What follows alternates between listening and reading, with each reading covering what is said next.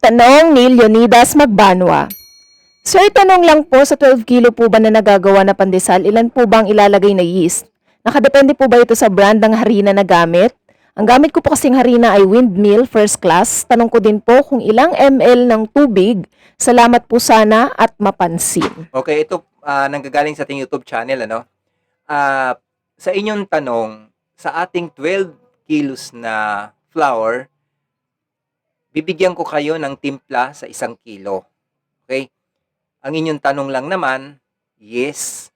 Kung maglagay kayo ng yes sa 1 kilo, kung ito'y overnight, 2 grams hanggang 3 grams lamang ang inyong ilalagay.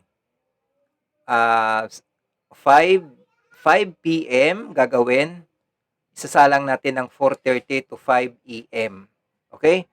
Ang tubig naman sa 1 kilo niyan, nasa 600 ml. Okay? Magbawas po kayo kung gagamit kayo ng, halimbawa, may mga liquid kang ginagamit na hinahalo po ninyo, halimbawa, vanilla na medyo marami-rami, or maglagay kayo ng egg sa inyong pandesal, mag-less na lang po kayo ng tubig. Huwag nyo lang munang ubusin. Kumbaga, alalay lang. Ang yeast natin, hindi yan nakadepende sa or anong klaseng flour, or anong klaseng, or anong brand ng flour natin ginagamit.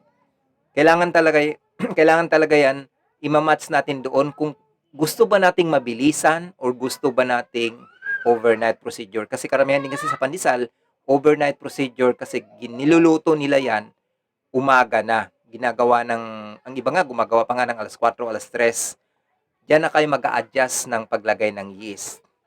Kasi kung ang nakasanayan yung mabilisan, tapos yun ang gagamitin nyo sa overnight, apay mahirap yun, buti kung gising kayo palagi, na inyong mamumonitor ang alsa ng inyong tinapay. Okay? Sana inyo yung matandaan kung may katanungan pa kayo ulit, dahil 2 ingredients lang naman ang inyong tinatanong, yeast lamang at saka doon sa tubig. Okay? Kung gusto nyo naman po, meron tayong napakarami nating tutorial ng pandesal at complete recipe po tayo at procedure. Mag-browse naman po kayo sa aming channel, sa aming mga playlist ng recipe and tutorial videos, kahit ito sa Google or kahit sa AI, alam na po yan. Okay? Maraming salamat.